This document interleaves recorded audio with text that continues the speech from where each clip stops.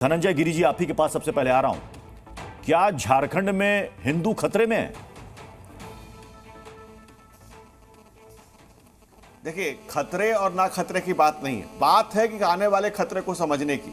जातियों में हिंदू समाज को बांट करके और दूसरे तरफ जमात में जोड़ करके, जात में बांट करके और अपने अपने अपने हिस्से के हिंदुस्तान को दीमक की तरह जो चाटने का राजनीतिक दलों ने षड्यंत्र किया है, उस षड्यंत्र से पर्दा उठाने का बात है। सबसे बड़ी बात है, आप संथाल परगना की बात करें तो 48% आदिवासी आज 28% हो गया। ये बदलती हुई डेमोग्राफी एक डेमोग्राफ है।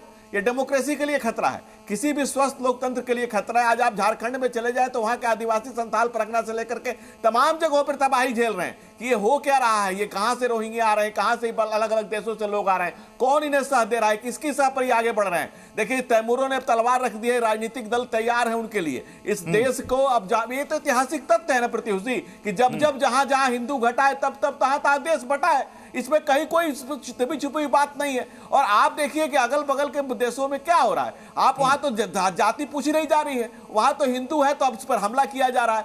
हम क्या नहीं, मैं ये जानना चाह रहा हूं धनंजय गिरी जी, अभी बिहार में 2 दिन पहले अररिया के बीजेपी के सांसद कहते हैं कि अररिया में रहना है तो हिंदू बनना होगा। हेमंता बिस्वा शर्मा कहते हैं हिंदू रहेगा तभी झारखंड रहेगा। ये बार बार हिंदू का इस्तेमाल क्यों? चुनाव है इसलिए? नहीं, एक मिनट प्रत्युष जी, अगर आप किसी के खिलाफ बोला है, किसी धर्म मजहब पर संप्रदाय के खिलाफ बोला है, उन्होंने ये कहा है कि जातियों में नहीं बटिए, आप जातीय उन्माद में न फंसिए। अगर जातीय उन्माद में न फंस करके आप मुझे एक बात बताइए ना, संस्कृति में नहीं, कोई भी प्रदेश वहां पर कौन तय करेगा कि कौन रहेगा नहीं रहेगा? मतलब हिंदू रहेगा बाकी कहां जाएंगे कहां? नहीं, ये नहीं, उनका कहने का तात्पर्य ये था कि जातियों में नहीं बटिए।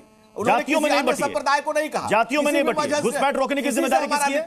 कौन रोकेगा घुसपैठ? हमारा भेद नहीं है, घुसपैठ कौन रोकेगा? हमारा भी भेद नहीं है। घुसपैठ कौन रोकेगा? प्रत्युष जी, मैं आपसे पूछता हूं, प्रत्युष जी 1 मिनट, एक लाइन मुझे जवाब दे दीजिए, पहले इस बात को खत्म करते हैं कि क्या किसी भी संप्रदाय के खिलाफ किसी भी ने कुछ कहा है? किसी ने किसी के खिलाफ कुछ कहा है? नहीं।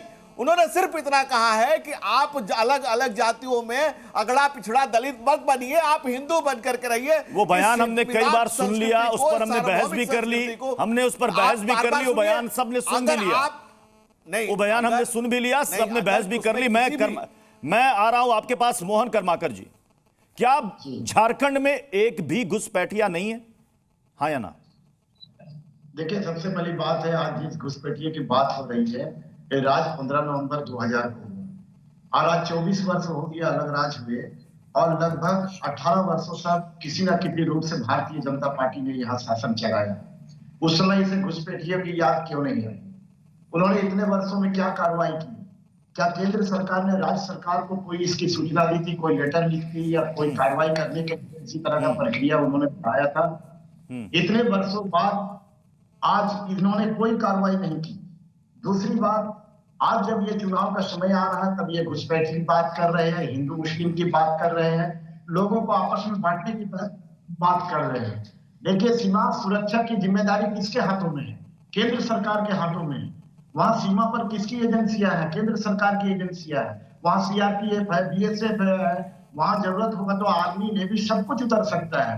तो ये तो केंद्र सरकार के हाथों में है। आज देश इसके हाथों में सुरक्षित नहीं है। आज घुसपैठिए झारखंड के पूरे, हमको ऐसा लग रहा है। ठीक है, इसका जवाब मैं बीजेपी से लूंगा कि आखिर घुसपैठ को रोकने की जिम्मेदारी किसकी है। लेकिन जब बात हो रही है ना झारखंड की, कि झारखंड में क्या घुसपैठिए आ रहे हैं नहीं आ रहे हैं, वहां की क्या डेमोग्राफी बदल रही है नहीं बदल रही है, आंकड़े आपके सामने। आदिवासी 44.66%, 1951, मुसलमान उस वक्त 9.44%। अब ये देखिए 2011 तक आते आते तस्वीर कैसे बदल जाती है। आदिवासी 28.11% और मुस्लिम आबादी 22.77%। अब ये देखिए कि कैसे डिक्लाइन हुआ है, जनजातीय आबादी कैसे यहां पर घटी है।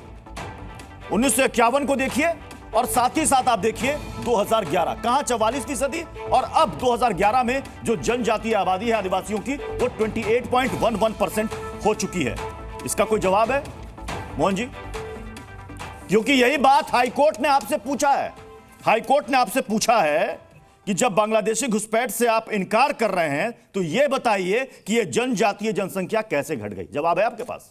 निश्चित तौर पर देखिए, जहां जहां शहरी जहां जहां शहरीकरण होता है, जहां जहां पर इस तरह का औद्योगिकरण होता है, निश्चित तौर पर वहां की जो स्थानीय लोग हैं, वहां की डेमोग्राफी है, उसमें चेंजिंग आया है। ये पूरे भारतवर्ष के भीतर में आप देखिएगा, जहां भी भूमि अधिग्रहण हुआ है, जहां चाहे उद्योग के लिए हो, चाहे किसी परियोजना के लिए हो, जहां भी भूमि अधिग्रहण हुआ है और शहरीकरण हुआ है, शहर बड़ा है, तो वहां पर स्थानीय लोगों की भूमि अधिग्रहण हुआ है और लोग वहां से विस्थापित हुए हैं। तो ये तो केंद्र सरकार को ही देखना है। हम पूरी तरह से केंद्र, मतलब इसमें राज्य सरकार की कोई जिम्मेदारी नहीं है, सब कुछ केंद्र सरकार को देखना है। लेकिन केंद्र सरकार आज आपको पता ना हाईकोर्ट ने क्या कहा, हाईकोर्ट ने क्या कहा, सभी डीसी को कहा था कि आपने जो रिपोर्ट सौंपी है जिसमें आप कह रहे हैं कि एक भी घुसपैठिया नहीं है, और अगर एक भी घुसपैठिया निकल गया तो आपके खिलाफ फिर एक्शन हो जाएगा। ठीक है, वो न्यायपालिका के अधीन में जो बात सरकार के धनंजय गिरी जी, धनंजय गिरी जी, धनंजय गिरी जी, जब यहाँ पर डिबेट में हम लोग बैठे हैं और जब हम लोग एक दूसरे पर, धनंजय गिरी जी, चूंकि मैंने हाईकोर्ट का जिक्र किया ना, अगस्त में हाईकोर्ट ने केंद्र सरकार को क्या कहा था आपको याद है? केंद्र सरकार और समय मांग रही थी। हाईकोर्ट ने कहा कि आईबी हर सप्ताह 24 घंटे काम करती है, लेकिन बांग्लादेशी घुसपैठियों जैसे संवेदनशील मुद्दों पर अपना जवाब दाखिल नहीं कर रही है। बीएसएफ की भी बांग्लादेशी घुसपैठियों को रोकने में महत्वपूर्ण भूमिका है, लेकिन प्रतीत होता है कि बांग्लादेशी घुसपैठियों को रोकने के मामले में केंद्र सरकार का सकारात्मक रुख नहीं है। यह अगस्त में हाईकोर्ट की टिप्पणी है। जवाब धनंजय गिरी जी।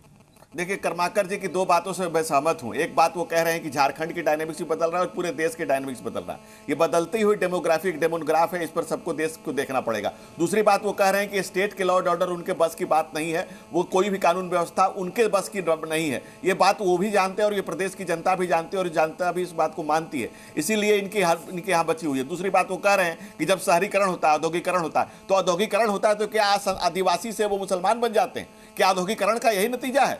आप जिस बात की बात करते हैं, जल जमीन की बात करते हैं, वहां बहुत 30 बच्चियों का बलात्कार हुआ, आदिवासी बच्चियों का। 33 आदिवासी पुलिस थाने में मर गए और उन पुलिस कस्टडी में मर गए। ये जो झारखंड का जो स्थिति कर रखा है इन लोगों ने, बद से बदतर हालात कर रखे हैं चंद वोटों के लिए तुष्टीकरण की राजनीति को इस देश में जो हवा दी जा रही है अलग अलग राजनीतिक दल के द्वारा। कोई कहता है ईट सीट बजा, कंचना यादव को मिलाइएगा स्क्रीन पर। कंचना यादव जी, ये तुष्टीकरण की राजनीति कर कौन रहा है? कंचना यादव जी, तुष्टीकरण की राजनीति कर कौन रहा है?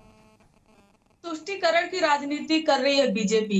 कह रहे हैं झारखंड में बद से बदतर हालात हो गए हैं। सर जी, बिहार में आपको हालात नहीं दिखते हैं क्योंकि बिहार में आपकी सरकार है। जहरीली शराब से हिंदू मरे तो मरे, क्या फर्क पड़ता है आपको? आंखें जाए तो जाए, क्या फर्क पड़ता है आपको? मातम मने तो मने, क्या फर्क पड़ता है आपको? 80 महादलितों का घर जला दिया जाए, क्या फर्क पड़ता है आपको? लेकिन फिर भी आप हिंदू स्वाभिमान यात्रा निकालेंगे क्योंकि आपके लिस्ट में दलित महादलित तो हिंदू है ही नहीं। जहरीली शराब पीकर जो लोग मर रहे हैं वो हिंदू है ही नहीं। आप किस हिंदू यात्रा की बात कर रहे हो? यही बांटने का काम राजनीतिक चोटियां चाटने का काम, यही राजद की असली संस्कृति है, यही संस्कृति विकृति है, यही वो घटिया मानसिकता के लोग हैं जो हिंदुओं को दलितों पिछड़ों बांटते हैं। यही गिरे हुए घटिया निचले मानसिकता के लोग हैं। धनंजय जी, एक सेकंड, धनंजय जी, आप कौन होते हो? एक एक करके बोलो। करने वाले आप कौन होते हो? हमारे धर्म को प्रोटेक्ट करने वाले। हमारा धर्म हमारे साथ है, हम जानते हैं कैसे प्रोटेक्ट करना है और किससे प्रोटेक्ट करवाना है। प्रिस्ट होते हैं धनंजय गिरी जी। ये गिरिराज सिंह कोई प्रिस्ट नहीं है, कोई पंडित नहीं है, कोई रिचुअल गुरु नहीं है, पॉलिटिकल एजेंडा चलाने वाले हैं और हम अपने धर्म को उनके हाथों में नहीं दे सकते। ये बात आपको समझनी पड़ेगी, समझे आप? और जो अररिया में भाषण दिए हैं आपके सांसद जी कि अररिया में रहना है तो हिंदू कहना है। आपके पास अधर्म की राजनीति कर रहे हैं आप। धर्म बचाए आपके पास, अधर्मी लोगों के साथ धर्म की बात करें, अच्छा नहीं लगता आपके मुंह से। आपके मुंह से धर्म शब्द ही अच्छा नहीं लगता है। धर्म शब्द ही आपके मुंह में शोभा नहीं पाता है। जो अधर्म की राजनीति करते हैं, जो विखंडन की राजनीति करते हैं, जो विभाजन की राजनीति करते हैं, जो मानसिकता एक सेकंड करते हैं।